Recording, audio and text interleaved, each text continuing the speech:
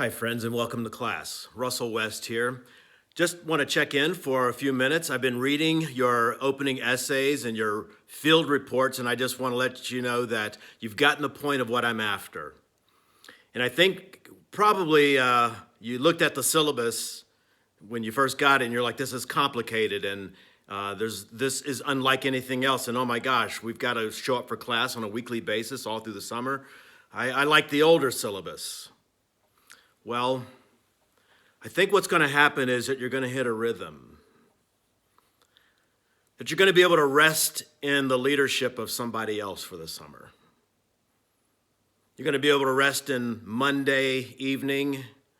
West is going to post something, a question out there that, based on the experience you have and the reading that you've begun to do, you're going to be able to generate a response. It's light and it's substantive like you have been doing. I love what I'm reading there. My heart feels warmed by what I'm reading, and my mind is enlivened. I'm curious. Take a look at the kinds of notes that I'm making and the way that I observe a scene as you describe it to me, and I'm going to try to provoke that sort of situational awareness with you as well. But you're warming my heart and giving me insights as to how leaders are handling this moment we're in, this very strange moment of unrest and unfocus and ferment. And the general theme I'm picking up from your posting so far is you might just be willing to go with me a distance on this statement that leader is and leader does. That leader does what proceeds out of what a leader is. And some of you may be ready to go even the next step and conclude, therefore, what's possible is as leader is, so organization can become. I want you to think about that.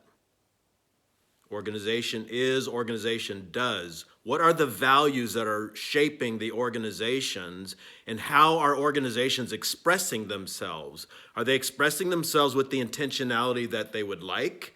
Or do they have to issue statements right now to say, let me just be clear on where I stand on this issue or that issue? Will the clarifications surprise anyone? They shouldn't at all. If anything, there'll be reinforcements of what people have already caught them in the act of being. So we're going to spend the good first portion of our class focusing on values. I think values is a squishy term. Have you ever taken a picture of a value? No, you haven't. You ever taken a picture of a carton of milk? Yeah, that's concrete. So a value is something that it gets represented. It's called representativeness. In terms of the way we work with these concepts. And this is what I want to do with you. You're in a doctoral program. Many of you are in the phase of study where you're having to reckon with kind of the forensic reality of life, that there are actual things that are observable in the world, in the kickable world of sight and hearing, taste and touch. And that's the world that the legal system uses usually to determine in and out evidence. You're beginning to reckon with, as you are now, you've got this transformation project, this dissertation project with you, and this opportunity of using each class to move your game forward in that. Some of you have begun to reckon with how your assumptive systems maybe influence how you see a scene. And the more that you get interested in data collection and learning and hearing from others, you realize, oh my gosh, maybe humility gets a new chance with me as I find myself posturing to hear others and to receive feedback from others around what's actually going on in a social scene, and that I only have a single perspective. So I'm going to be working with you around your capacity to perceive a situation, to catch values in the act of being embodied or structured inside of a system, inside of an organization's culture. We're going to make those things which hide in plain sight mentionable around the organizational space. We have framed the class around the idea of a leadership competency, the community shaping competency of leaders. So as you begin telling stories one week after another, just story after story, it's not just going to be about the narrative method that I'm curious about. You're going to hear some videotape from me in just a couple of days around this narrative method that I've been exploring. I just want to explore some of the philosophical and social foundations of my method with you. But more to that later. But using the storyboard method, I'm going to reinforce for you how quickly we can shape up a scene, talk about an episode, and see the rising, falling action the way that we are used to seeing it inside of movies. So you're probably ruined lots of movies for many of you. But you're going to tell me story after story. But we're not just interested in the story. Embedded in the story are people who are embodying their lives. You remember it a certain way. You remember the scene a certain way. You remember the furniture and the architecture, the stage a certain way. Well, we want to get you in that sort of emotional memory space and figure out what you value from a leadership perspective. Because a lot of the things you're going to notice about what you considered good and bad leadership will have a lot to do with your own value system around leadership, or your own traumas around leadership, or your own sanctification and learning around leadership. But we're going to try to do what Mr. Rogers said he did when he was asked by a journalist, why did you create the children's programming? He said, childhood's a scary place, and we wanted to make emotions mentionable. Well, in this class, I want to make mentionable those aspects inside of you that have sway inside of you, your values, or what you're going to hear me repeat over and over again, your loves. We're valuing beings. It's one of the truest things about us. We're lovers. And are walking through the world asking the question, does this concern me? Does this not concern me? Is this mine? Is it not mine? Do I want it? Do I not want it? Love questions, discriminatory questions, in-out questions. Where your heart is, your treasure will be. I know what you love by virtue of looking at your calendar, your cash, your captains. I can know a lot about you, and no matter what you say, I have the evidence hiding in plain sight of what you love. Love is a kind of thing that can't be hidden. It just is all around us. So, I'm going to take a run at awakening your theoretical sensitivity. On a weekly basis, I'm going to try to record just an introduction of some theory pieces that I think will be useful as theoretical lenses for you to penetrate social scenes and community scenes and congregational scenes and scenes around your charity or your school setting, and to see if that offers you some vocabulary. Some of these things will just be me offering you some content to hear how I think about communities and how I use some of these mental models. And some diagnostics that I might use to get after some things around culture and organizational development. So I'm going to treat those conversations as if I was inviting you into a consulting school or a coaching school of some kind. So that whatever we do with the class, you know that its ultimate purpose is so that you first embody it, that you're able to manage it conversationally, conceptually, from a content point of view, and that you're able to be so conversant with it that you can improve others. You can become a consultant to your organization around you or other organizations around you. We're in a world of a mess. The world is a mess right now. And it's going to be organizations in their relative strength and people who know how to do capacity building to fortify them or to dismantle them with dignity if the resources just say there's no more air. Then it's going to take people who are theoretically sensitive to all of the systems that are in play when people begin moving around the organizational furniture. If I could use one word to describe the disposition, the spiritual formation aim I have for leaders inside of this course, it would be the word humility. If I do well, I may interest you in practical humility. In Romans 12, chapter Romans chapter 12. Everyone knows verses 1 and 2. It's about, I beseech you therefore, brethren, by the mercies of God, reasonable service of worship, living sacrifice. Don't have your mind conformed. Everyone knows this one. A lot of folks know the second half of Romans about the spiritual gifts. If you called to lead diligently. If you give hilariously. If you serve, and it keeps talking about these different motivational gifts, some folks have called them. Then it goes on to talk about how hard community is, second half of the whole chapter. But a verse that almost no one seems to know is verse 3 and 4.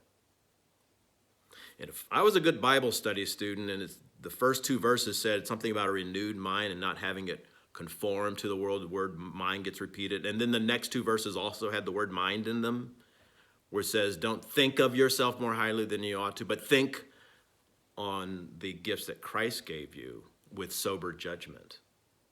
Wait a minute. Think. This is about thinking rightly. And think about what it asks you to think upon. Not more highly, but on yourself with sober judgment.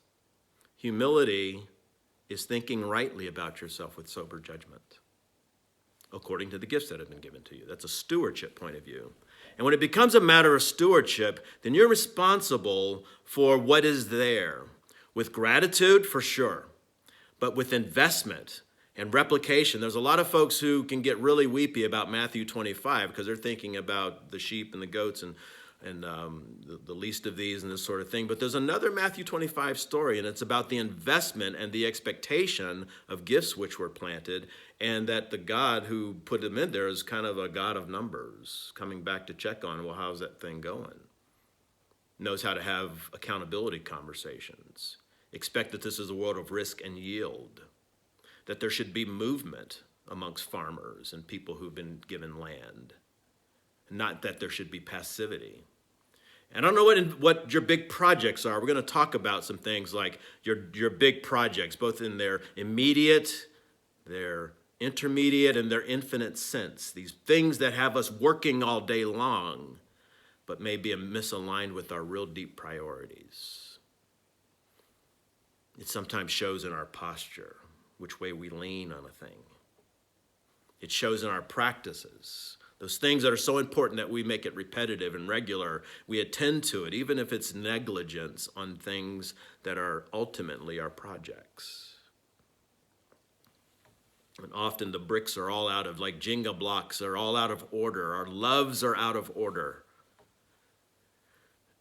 You might notice that the class has a major conversation in the middle phase of it that's going to be dedicated to those four loves and how they work their way through us. But lastly, in the last third of our course this summer, this stuff has to go from the conceptual reading from theology of love and these Wesleyan concepts of what the possibility of what love's dynamic can produce in a person and through a family, and from a family through a community, and through a community through its systems. We must go beyond that conceptual command to a place in which we get downright dirty with some work. That we remove our excuses for the avoidance of work, and we embrace it with good stewardship and tools. So I'm going to spend the last third of our course talking through some tools and the context as to when you would use certain tools if you were a consultant internally or externally to an organization. That's where you're going to see a conversation about these multiple domains, the levels of conceptualization around leadership. Have you ever picked up a leadership book? You spent $19 for it. You start reading it, and you're about in the third chapter, and you go, well, this isn't very practical. Let me tell you what people are saying when they're saying a book is not very practical. They're usually telling me that they're not aware of what level of conceptualization the book may be written on. You see, some books are written for the level of the self-improvement. Only you are written, and it's written to you, dear you. But there are others that are written to the supervisor, people who manage groups, teams. And that level of conceptualization, it assumes that a person is at the altitude that thinks in terms of managing multiple folks and has the problem of captains and calendars and cash and calculations and accountabilities around those things. Well, then that's way past self-help. That's team help. That's Lencioni type stuff. But there's another kind of book that seems like it's kind of getting a little more theoretical and abstract. It might talk about HR issues. It may talk about organizational culture. It may talk about finance and accounting. These management sorts of furniture pieces that are part of every organization, and organizations rely on these to deliver their promises with excellence, with business excellence. These are all of the departments that have multiple captains and calendars and cash boxes and calculations that they're keeping track of. The youth department has its own captains, calendars, cash little thing that it keeps track of. The outreach department, the finance team, each group has its own set of calendars, but there is something that goes beyond a single team's calendar to multiple calendars. That's your system, your departments, your division of labor. People often call that the organization, but we're not there yet. So we've gone from self-leadership to supervisory leadership to systems leadership, but it's strategic leadership that this class makes the assumption that you have the most potential of being called towards, the people who will be in classes like this one. Our class is comprised of a PhD cohort of organizational leadership PhDs. Welcome, my friends. I look forward to some conversations with you and some work around literature, getting bibliographic command around literature, and refining what you intend to do to make a contribution to the academy. We've got a cohort of Doctor of Ministry leaders who are focusing on leadership and communication. And these are leaders who have qualified with multiple years of ministry just to qualify. They already have Master Divinities. They are giving release time often from their organizations to be able to do these kind of studies. Many have scholarships. Some are paying their own way. But most Doctor of Ministry degrees don't yield a new level of economic power. People who often go after Doctor of Ministry degrees have a puzzle. Some practice of ministry that they're concentrating on. Our accrediting association says they have to study at least one practice of ministry. And these are the folks who come with a practical question. And if they're not prevented, they will get an answer, probably the one they're looking for. I want to throw something in their way to say, not so fast. Let's get you the answer you came for, and let's get you the capacity to generate responses to every question that comes from now on. And that's a certain kind of thinking. That's where these two programs come together. My job, if I can reduce it to one thing, is to activate kind of a disposition of humility, a posture, the postures and the practices that come out of humility, which means it looks a lot like listening to people. Empathy is going to be a central point of what we do together. Getting sensitized to that. Learning where we start and stop and differentiate is going to be one of the practices that we're going to have to reckon with.